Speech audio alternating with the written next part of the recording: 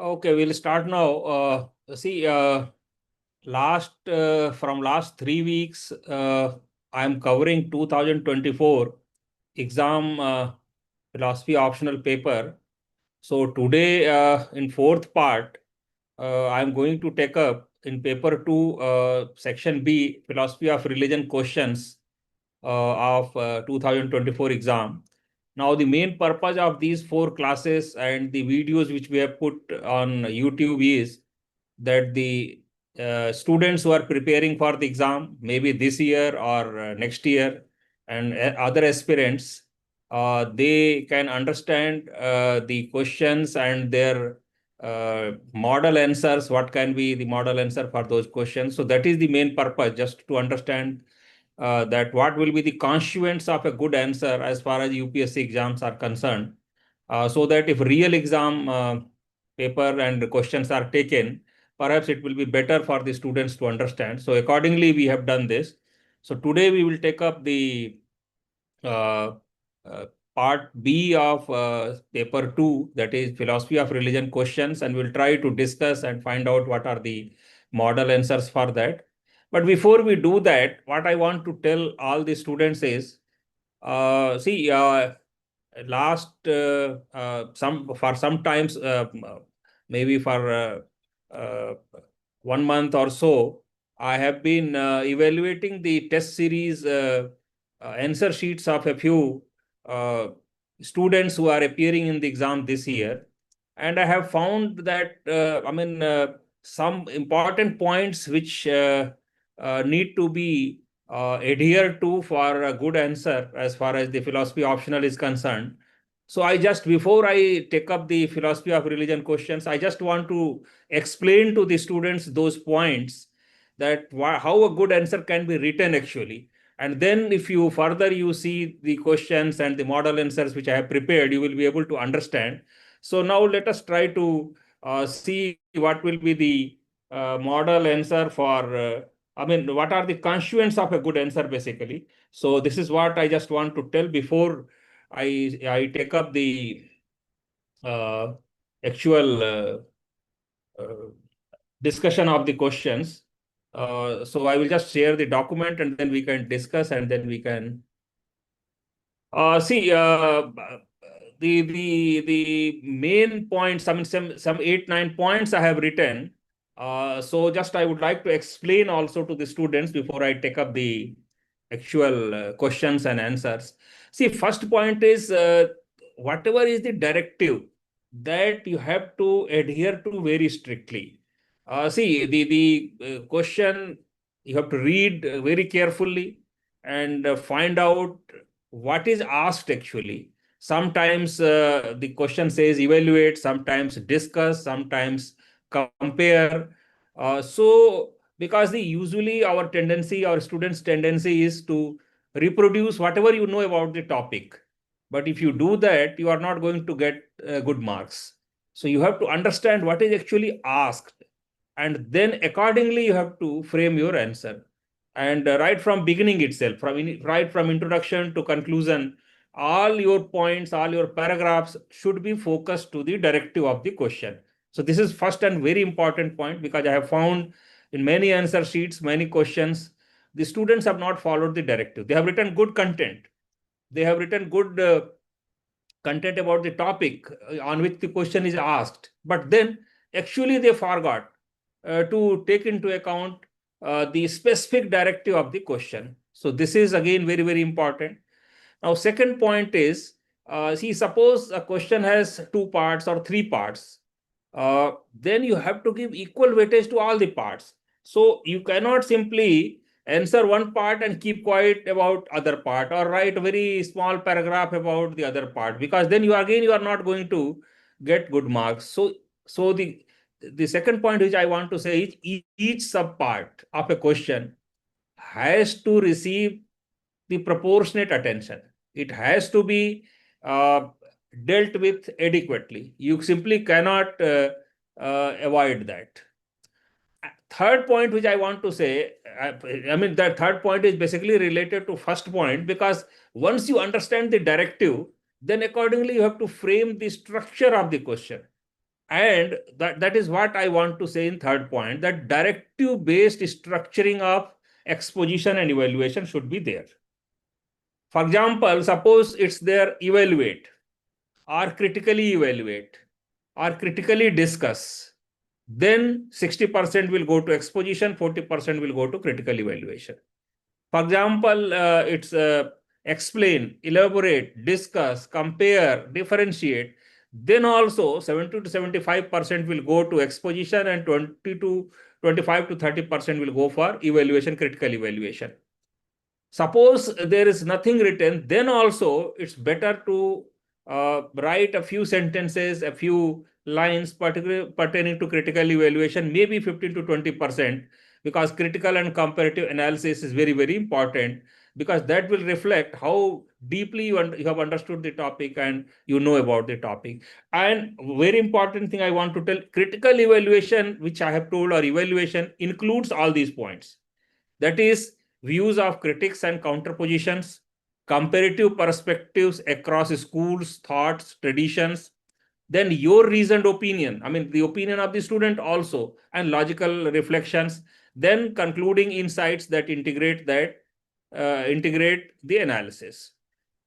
Then another point, very important point, I was just, because many students are engineering students or mathematics students, they have a habit of writing in bullet points or numbered points. See, in the UPSC and particularly in philosophy, small paragraphs should be preferred over bullet or numbered points. They will fetch you better marks, because then you will be explaining to the examiner that you are able to write well. Because see, in numbered paragraphs or bullet, your coherence in the language, your command on the language is not seen there. So therefore, it's better to write in small paragraphs, unless the question itself says that list out or classify or enumerate. Then 1, 2, 3, 4 or bullet points you can anywhere write. So please be careful. Then another important point is legibility and language accuracy. See, your question has to be, or answer has to be legible, because it should be easily readable, and grammar wise it should be correct. If there are mistakes in grammar, I mean, you will be in problem. Then word limits adherence, very important, because maybe 10% plus minus is okay, but word limits adherence is very important. That please see. Sometimes I have found the students 300 words question, they have finished in 100 words or 150 words. You are not going to get full marks, because see, it is expected that you will write at least 3 pages or so. So accordingly, you have to take it. Then use of technical terminologies and original expressions from the various philosophers, from the various critics. It may be Greek, it may be Latin in Western philosophy, it may be Sanskrit in Indian philosophy, so that you have to do. Then reference to philosophers, critics, and texts. This also is very important. This has to be done. Otherwise, you may not score outstanding marks. And then last point which I have mentioned is, after writing all this, don't forget to underline key terms and phrases, because it should be, I mean, as soon as the examiner sees that page or answer, he should be able to catch that you have written all the key terms and all the phrases which are required for that answer.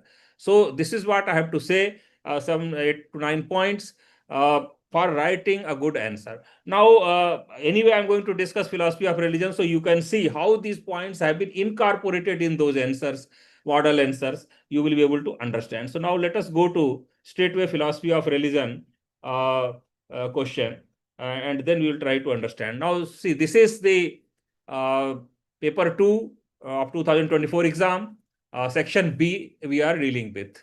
Now, the first question, I mean, that is fifth question in the paper. It has 5 parts, about 150 words each. So accordingly, now let us see. Can there be a religion without morality? Discuss. Now we will start. Religion and morality often overlap, but they are not synonymous. Mahatma Gandhi believed that morality is the basis of things and truth is the substance of all morality, thus placing moral principles at the heart of religion. Similarly, Immanuel Kant held that any religion devoid of morality is mere superstition. However, Nietzsche and Ludwig Feuerbach, these two philosophers, critiqued religion as potentially authoritarian and morally regressive, arguing that blind faith can suppress individual conscience. Max Weber, another thinker in the sociology of religion, showed how different religions emphasize ritual, salvation, or cosmology over ethical conduct. Some ancient practices, such as Vedic Brahmanism, prioritized yajnas, sacrifices, over moral virtues. In contrast, non-religious systems like Buddhism, especially in its early form, because later form of Buddhism, again they started incorporating various rituals and other things, but in earlier forms, emphasized ethical living without invoking a personal god, suggesting that morality can exist without religion. Thus, while religion without morality is possible, it risks degenerating into ritualism, undermining both spiritual depth and social relevance. Now, in this question, you see various philosophers have been quoted, various thinkers have been quoted, and both sides has been covered.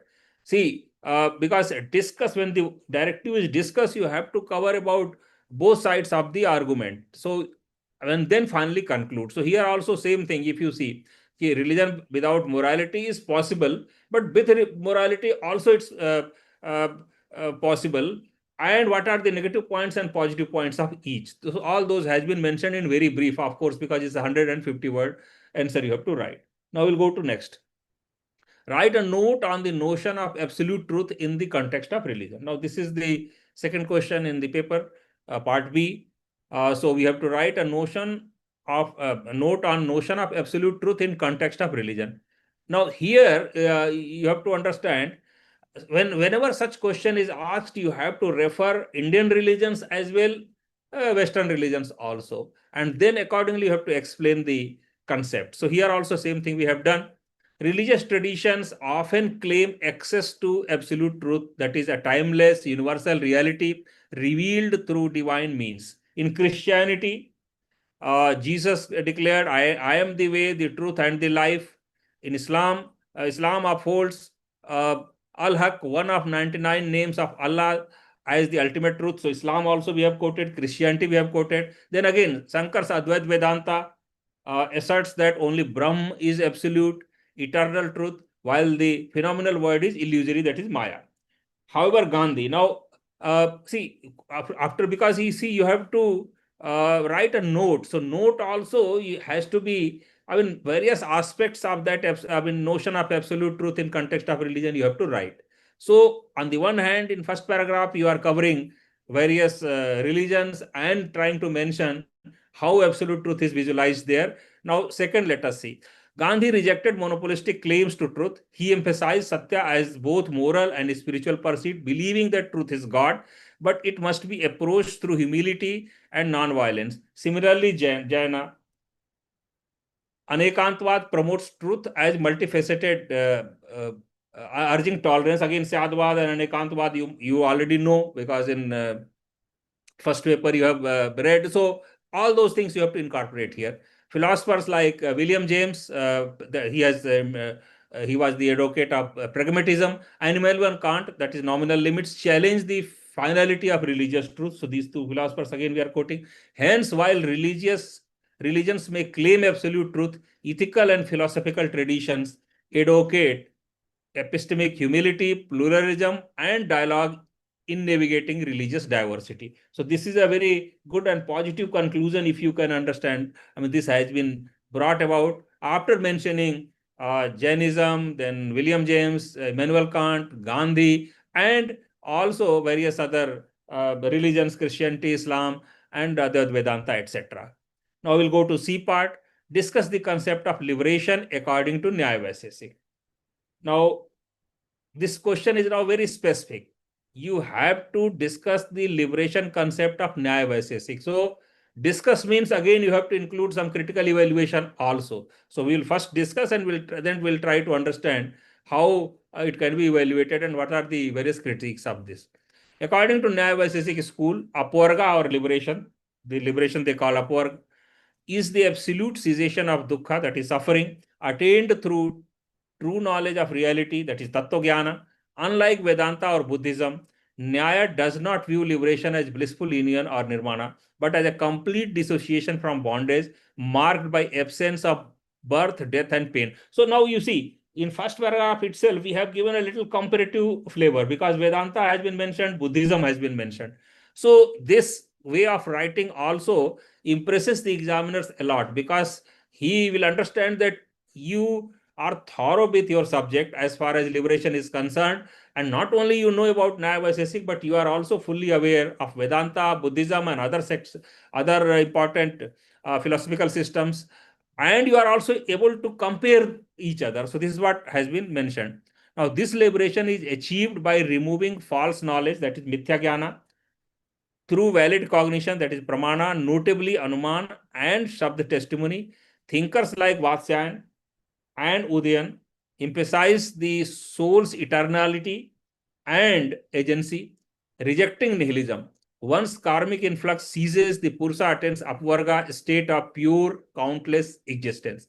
However, critics, now this is you are discussing. So discuss, directive is discuss. So discuss means at least 15 to 20 or 20 to 25% you have to devote for critical evaluation. So here also in first two paragraphs also we are here and there we are comparing, but then in last paragraph we are going to mention critical views also. So critics like Shankara argue that liberation divide of bliss is incomplete.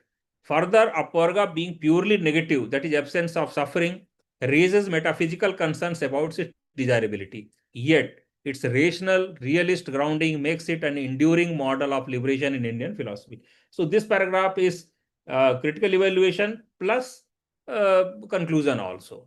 Now, let us go to part D. Discuss the role of reason in religion. Now, this is again discuss is there. So, you have to explain what is the role of reason in religion, and then you have to also start giving various critical views or comparative views according to the directive. So, reason in religion serves both as a guide and a critique. So this is very important line if you can understand, because reason directly impinges on rationality, and which is it is opposed to faith, because faith and reason both are important constituents of a religion. So here we are discussing about religion. So reason in religion serves both as a guide and a critique. It helps interpret religious doctrines while ensuring they remain ethically and philosophically coherent. In Western thought, Thomas Aquinas, as I told, wherever general questions are there in philosophy of religion, you have to quote Indian philosophical streams as well as Western philosophical streams, Western religions as well as Indian religions. So accordingly, then only your answer will be balanced. You cannot simply quote only one part and then keep quiet of other. So in the Western thought, Thomas Aquinas harmonized reason with faith, arguing that truths of revelation, like the existence of God, can be partially demonstrated through natural theology. In Indian tradition, again, after quoting Western thought, we are quoting Indian tradition also. Udayan's Nyaya Kusumanjali. Udayan was Nyaya Vaisesik, as you know. He has written the book Nyaya Kusumanjali, employs logic, that is Tarka, and inference, Anuman, to prove God's existence and the immortality of soul. So, this is how reason has been used in religion by both Western systems as well as Indian traditions.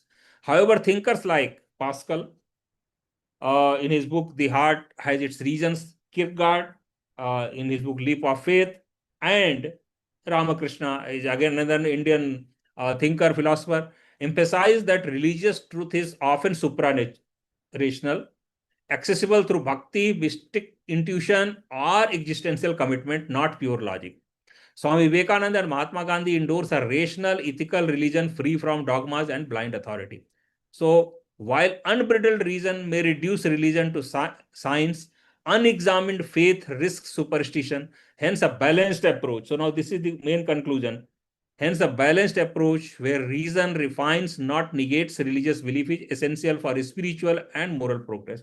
So, now in this question, also, you might have seen that on the one hand, we are saying that how reason affects religion positively, and on the other hand, how it affects negatively. So different kinds of philosophers have given different ideas. And then what can be the final conclusion? So that also has been mentioned very clearly, a balanced approach where reason refines, not negates religious belief.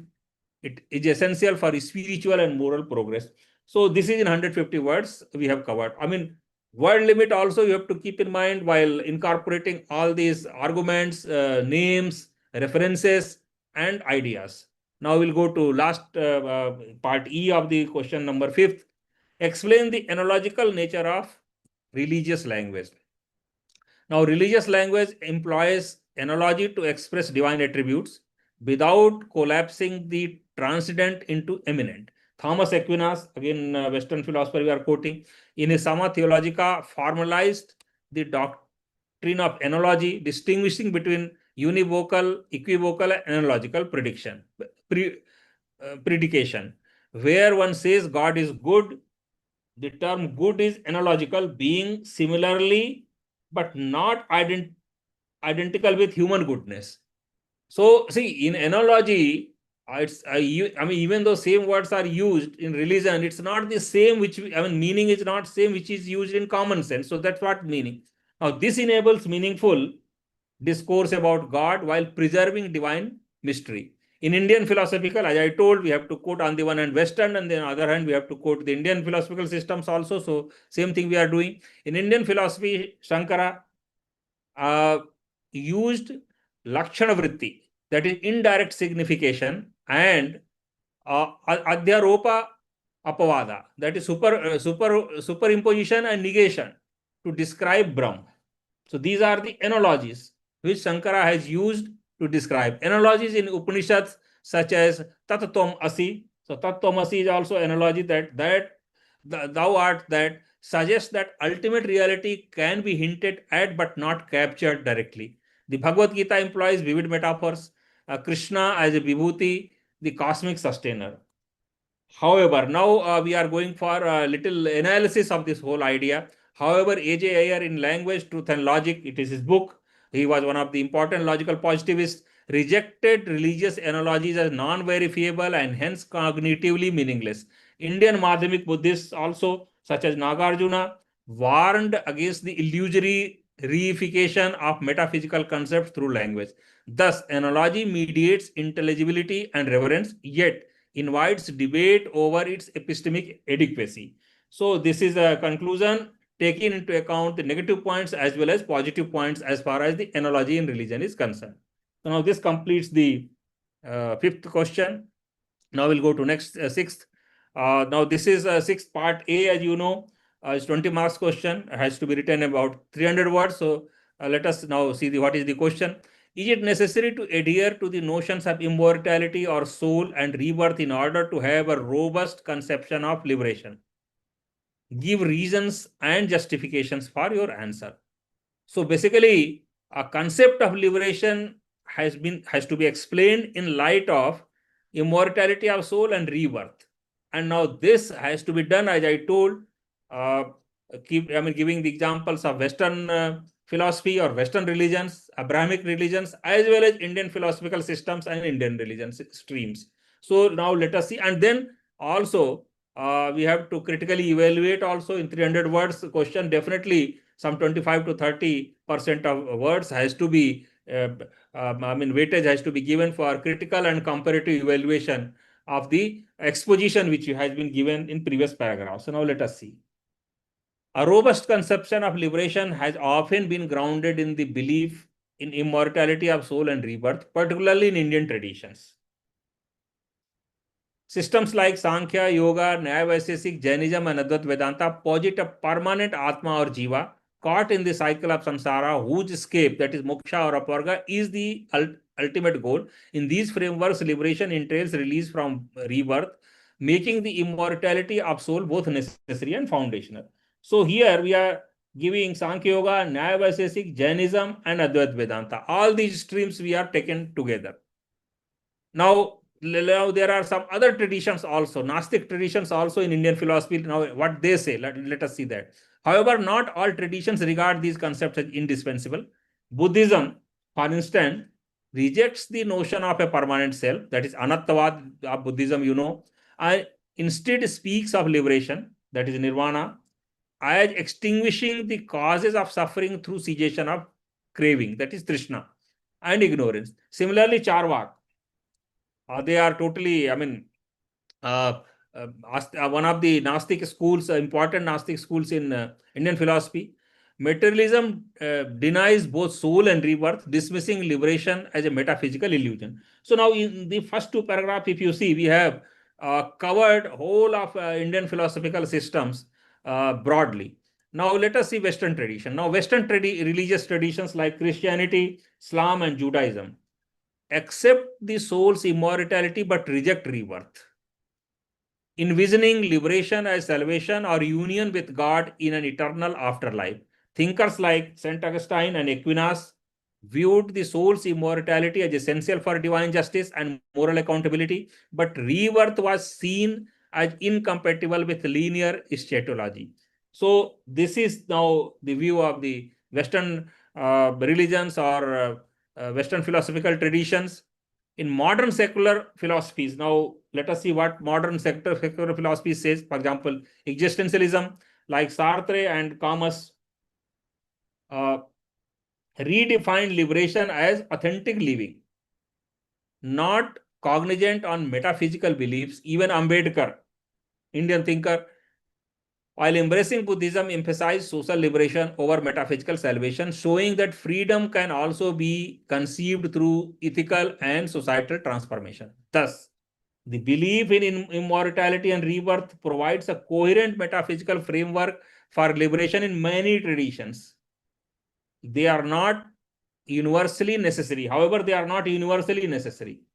A robust conception of liberation can also be grounded in ethical self-realization, existential autonomy, or social justice. Liberation ultimately is a plural and evolving ideal, shaped as much by cultural context as by metaphysical commitments. So now you see, this last paragraph is a summary or a very good conclusion of previous all 4-5 paragraphs, where we have covered Indian traditions, Indian traditions, Astic and Gnostic traditions, in Western philosophy and Western religions also we have taken.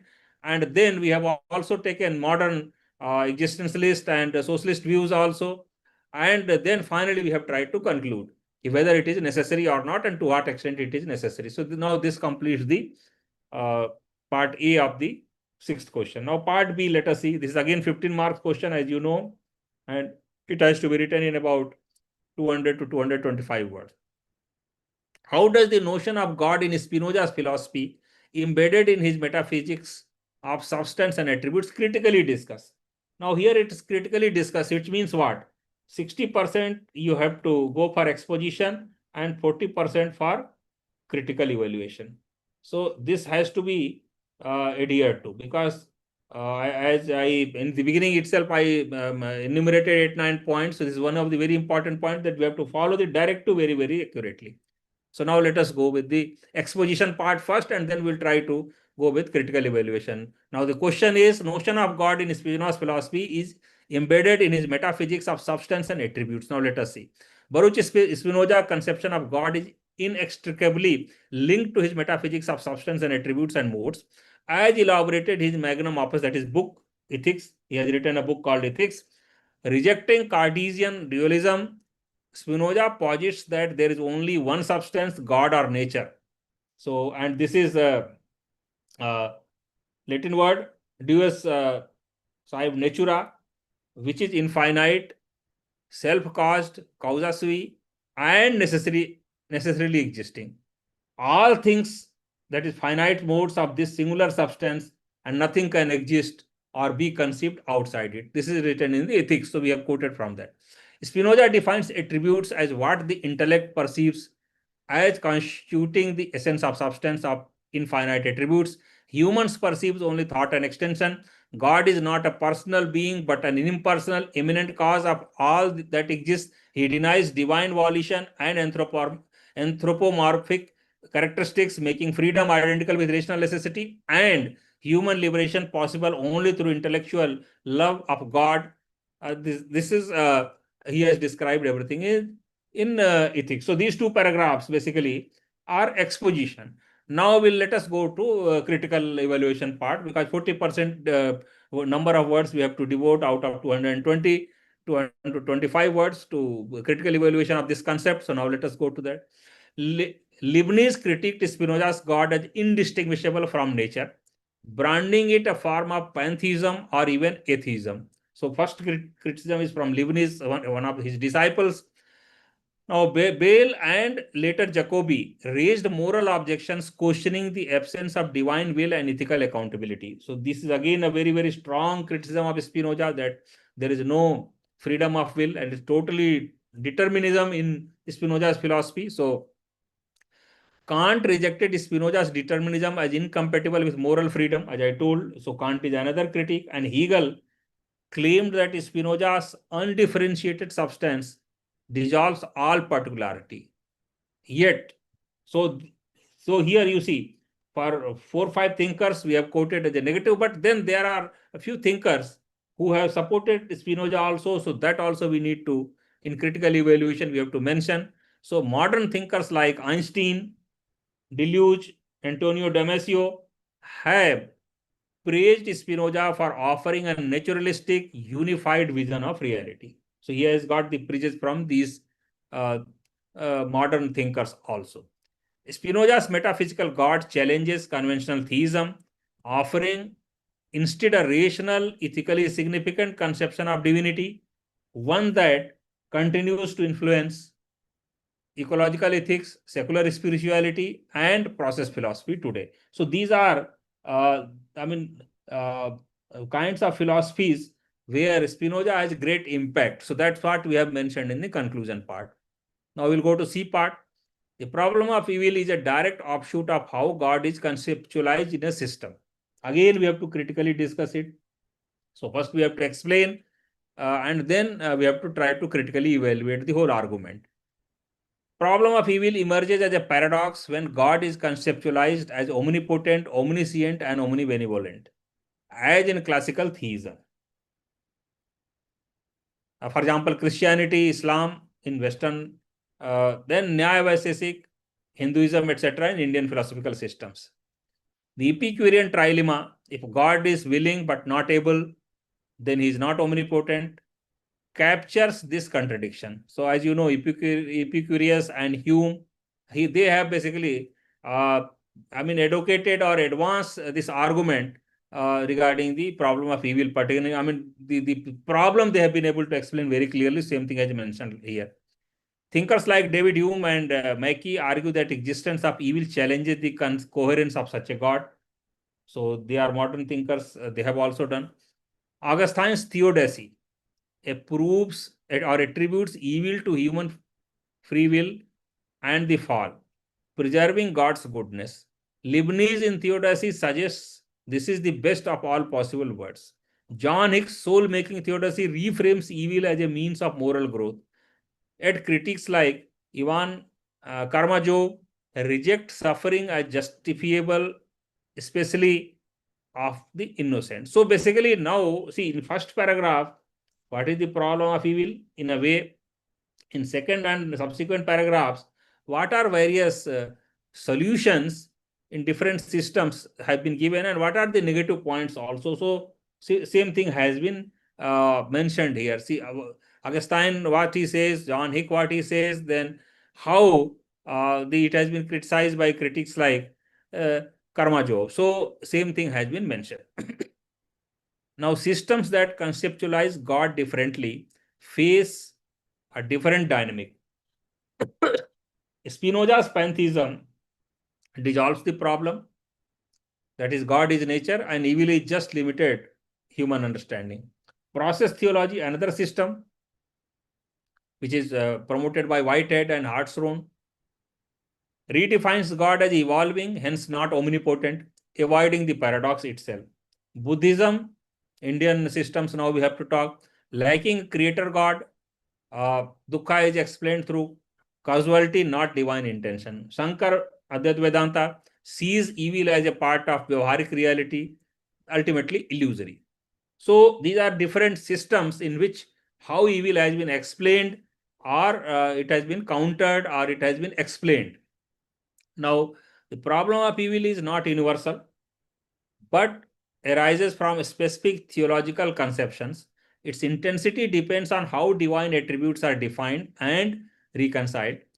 critically, this reveals how metaphysical theology shapes moral accountability. So this paragraph, second last paragraph, tries to explain how previous paragraphs, the problem of evil in different systems has been conceptualized and some and substance of that.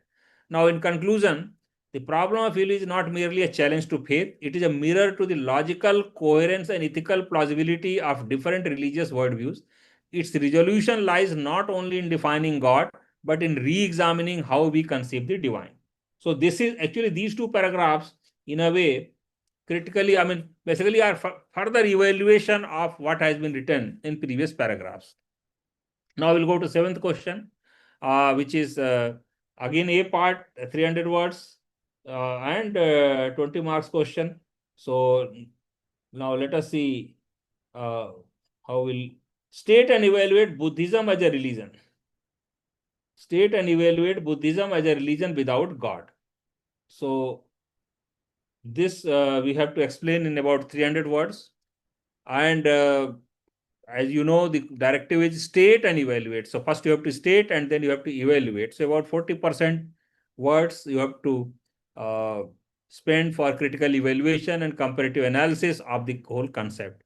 Now, Buddhism is often described as a non-theistic religion, a spiritual path grounded not in belief in a creator God, but in the ethical and experiential pursuit of liberation. As you know, I mean, Buddhism is one of the important Gnostic traditions of Indian philosophy.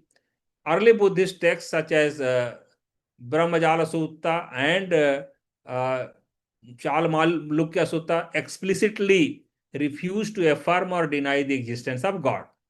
So there are two parts we are doing. First is early Buddhist. Then treating such metaphysical questions as irrelevant to the cessation of suffering. Buddha's emphasis on dukkha was on dukkha, that is suffering, its origin, cessation, and path leading to cessation. The Four Noble Truths culminating in Eightfold Path, liberation in Buddhism arises through self-effort, ethical living, mindfulness, and wisdom, not divine grace. So this is the main component of the early Buddhism. Now, principle of Pratyut Samutpad, which is very, very important doctrine of Buddhism, that is dependent origination, explains existence as a conditioned process, leaving no ontological room for a supreme unconditioned creator. Even in Mahayana traditions, where celestial bodhisattvas and devotional practices arise, ultimately reality remains sunnata, not a personal deity. So basically, as you know, in Buddhism, Mahayana tradition is there, Hinayana tradition is there, Theravada is there, and early Buddhism is there, later Buddhism is there. So we have to cover broadly the whole Buddhism. So therefore, in these two paragraphs, it has been explained. Now let us see the critical evaluation part. This rejection of God, however, does not imply moral nihilism. Thinkers like Jay Tilke and Radhakrishnan argue that Buddhism affirms moral realism, where ethical values are intrinsic to the nature of reality and liberation. Another thinker, Murthy, calls Buddhism a religion of transcendence without transcendental being. So, transcendental being means God. So, without God, this is a religion of transcendence. Yet, some critics this non-theism. Scholars like Nakamura point out that later devotional forms of Buddhism, for example, Pure Land Buddhism, exhibit theistic overtones through faith in Amitabh Buddha. Moreover, critics argue that absence of God may weaken metaphysical grounding for morality. Still, others counter that Buddhism's emphasis on ethical autonomy, compassion, and experiential verification offers a more rational and universal path. So, in this paragraph, if you see positive points and negative points regarding Buddhism believing in God or not believing in God is mentioned.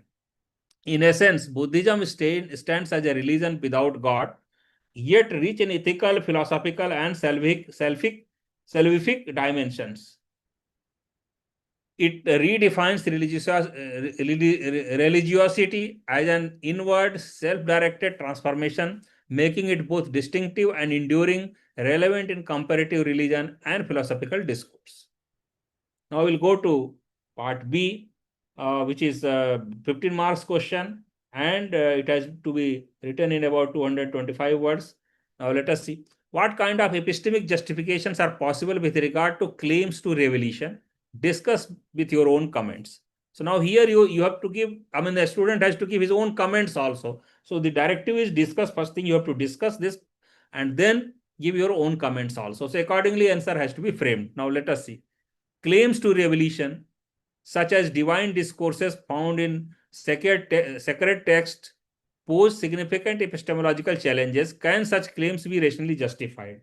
Now, Elvin Platinga, now an important philosopher we are quoting, argues that belief in revelation can be properly basic, justified without inferential evidence, much like belief in other minds. William James, another philosopher, in his book Varieties of Religious Experience, offers a pragmatic justification, holding that if a revelatory experience has transformative moral value, it may warrant belief even if unverifiable. Indian traditions like Mimamsa, Advaita Vedanta treat Shabda, that is verbal testimony, as independent pramana when it originates from an apt purusha, that is trustworthy authority, such as rishi or seer. However, critics, now there are various criticisms also. However, critics like David Hume reject revelation unless it is supported by empirical evidence. Logical positivists dismiss such claims as non-falsifiable and thus cognitively meaningless. Gnostic schools like Buddhism, Jainism reject Vedic authority, grounding truth in rational analysis and direct experience. Yet, revelation remains subjectively powerful.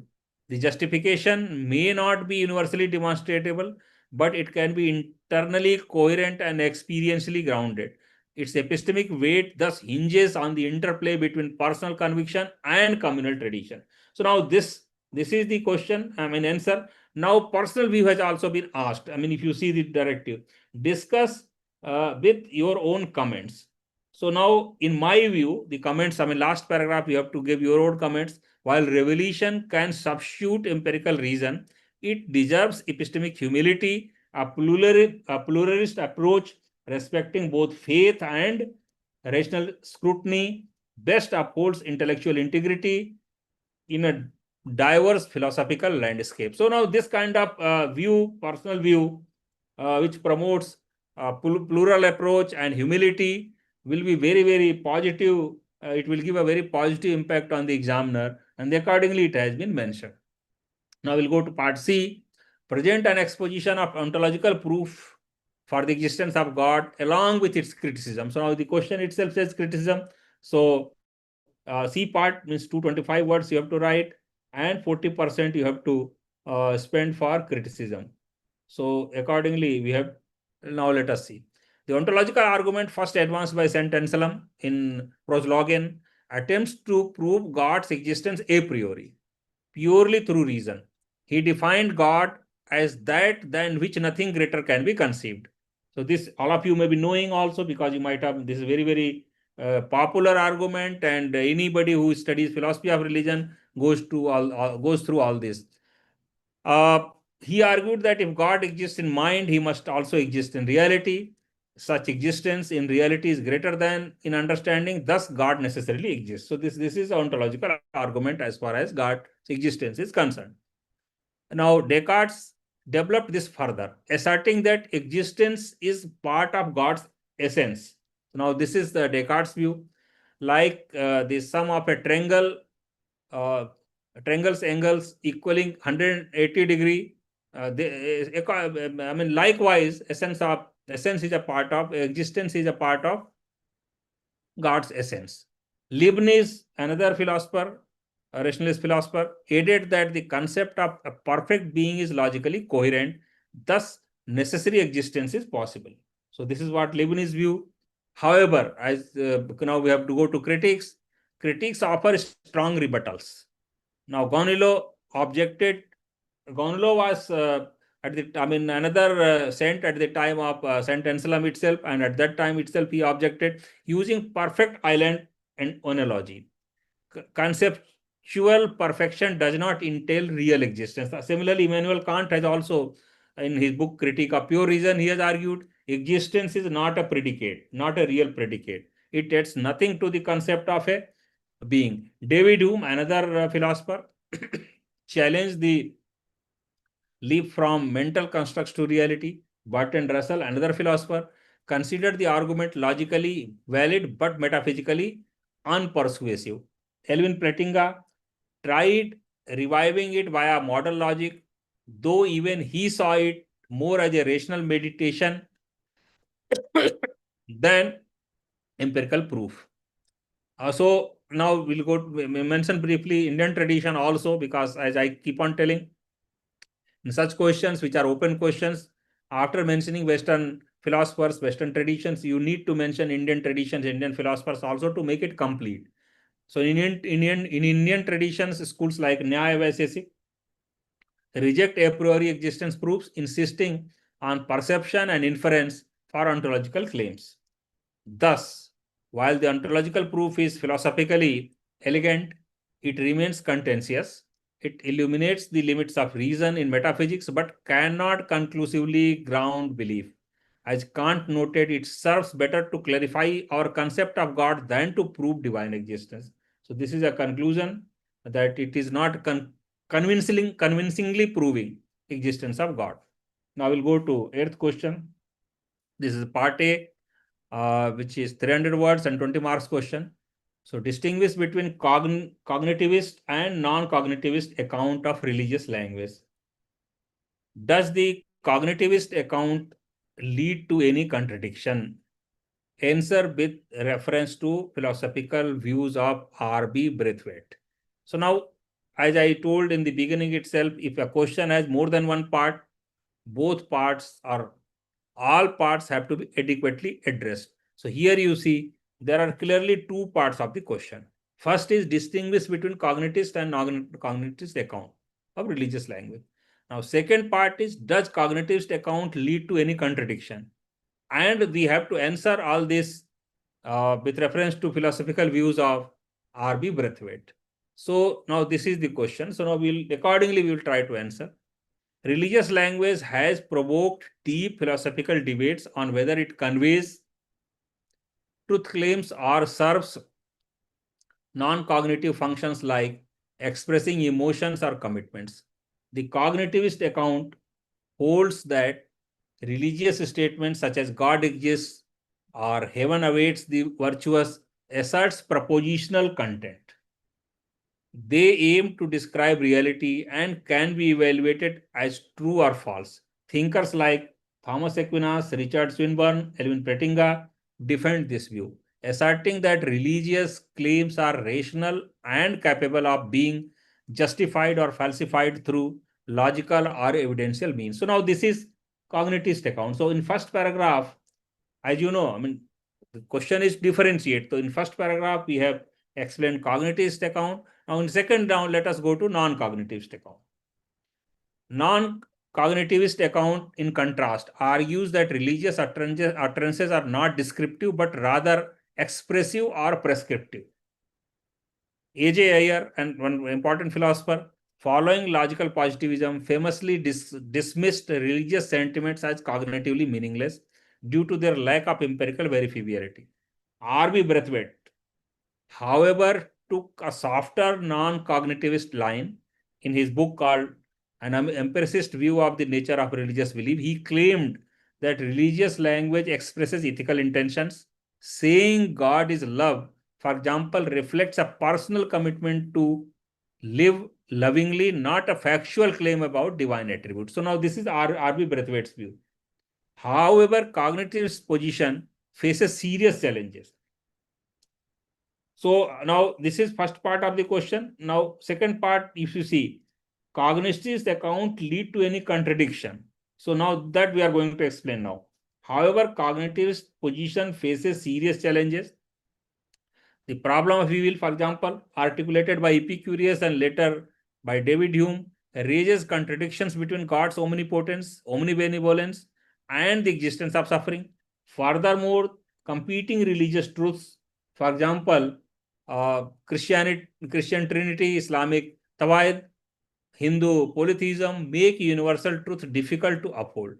So non-cognitivism avoids such contradictions, but is also criticized by D.J. Phillips and Paul Tillich, argue that reducing religion to morality empties it of its existential and spiritual significance. Religious practice includes worship, metaphysical belief, and sacred experience, not just ethical commitment. So basically, both sides have been described. Now we'll go to conclusion. In conclusion, our Braithwaite's view offers an empirically safe path but fails to capture religion's metaphysical richness. A full understanding of religious language may require integrating cognitive and non-cognitive dimensions, respecting both faith's logical aspirations and its existential force. So this is in a way conclusion of the whole discussion, that how in non-cognitive and cognitive dimensions in a religion can be integrated. Now we'll go to part B. In order to be conceived as the ultimate cause of the world, God must necessarily have some form of physical manifestation. Do you agree with this view? Give reasons and justifications for your answer. I disagree with this. So first thing you have to tell whether you have to agree with this view or disagree.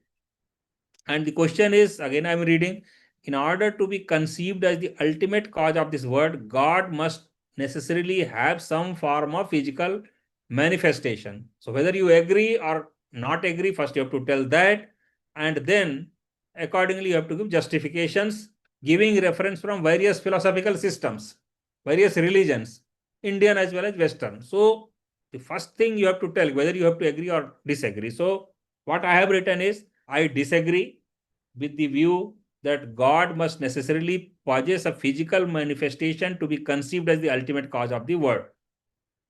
The word necessarily implies logical compulsion, which is not supported by most major philosophical systems.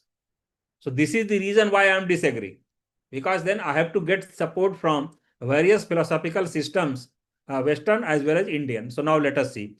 In Western metaphysics, Thomas Aquinas, one important philosopher, conceives God as actus purus, pure actuality, immutable, eternal, and immaterial.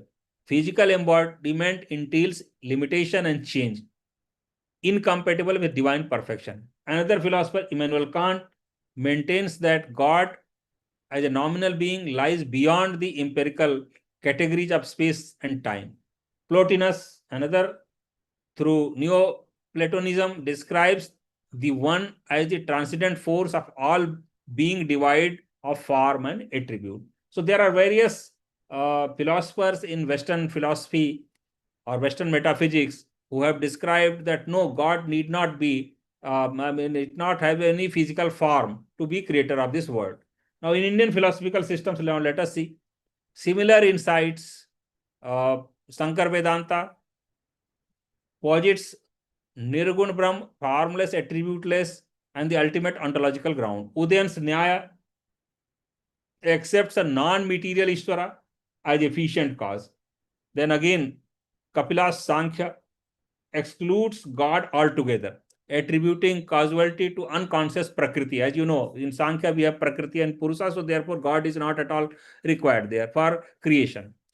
Then traditions like Ramanuja's Vishishtadvait and Christian theology uphold divine embodiment. So, I mean, these are the traditions where physical form of God is not necessary, but then there are some traditions where it is required also. For example, Ramanuja's Vishishtadvait and Christian theology uphold divine embodiment, but treat it as a grace-driven contingent act, not a metaphysical necessity. Spinoza's pantheism affirms physical extension, but at the cost of divine transcendence. So these are the systems which are differing from previously described philosophical systems. Thus, across the traditions, transcendence, immateriality, and metaphysical sufficiency define God's role as first cause. Physical manifestation may aid devotion or revelation, but it is not a philosophical requirement for conceiving that the divine, conceiving the divine as the word's ultimate cause. So this is the conclusion, and which is proving why I am disagreeing with the idea. Now we'll go to part C. Discuss the main features of religious experience according to Advaita Vedanta. So, I mean, we have to specifically focus the various religious features of religious experience according to Advaita Vedanta, and also critically evaluate, because discuss is written. In Shankara's Advaita Vedanta, religious experience is understood as the non-dual realization of the essential identity between Atma and Brahm. It is not devotional or emotional, but a direct intuitive awareness, aprokshanubhuti of reality transcending thought and sense perception. Its central feature is non-duality. In this state, the knower, known, and knowledge become one. The speaker realizes Tattvamasi, that thou art. In Sankara, in his Brahma Sutra Bhasya, affirms Anubhava Avasnam Hi Sastram. This realization is self-luminous, dissolving avidya and maya, leading to Jivan Mukti. So this is how really various kinds of religious experiences in Shankara's Advaita Vedanta has been described in his various books, also references also we can give. The experience is timeless and formless. As Brahma is beyond Nama Rupa, as stated in Vivek Chudamani, Brahma Satyam Jagat Mithya Jivo Brahmaiva Napara. While Sureswara accepts Bhakti, Sureswara is another philosopher of that Advaita Vedanta stream. While Sureswara accepts Bhakti and Karma as aids, only Jnana grants final liberation. Now we have to briefly mention the critical view also, because the question is discussed. Critics like Ramanuja and Madhava object that such abstraction denies God's personality and emotional communion. William James argues that religious experience is often relational, plural, and embodied, not purely non-dual. So this is again criticism by William James also. Yet, for Sankara, ultimate experience lies in transcending individuality and realizing one's identity with the infinite, undivided Brahma. So now this completes the 2024 exam, both papers, paper 1 and paper 2. So today I have covered the philosophy of religion. Earlier we have covered in 3 classes, we have covered all the other 3 parts also. From next week, I'm again going to start, because up to Nyaya Vaisesik Indian philosophy, I've already completed. So what I'm thinking now, we'll take up Sankhya Yoga, and then we'll continue, and then we will again further take up some socio-political philosophy chapters and philosophy of religion also subsequently in subsequent classes.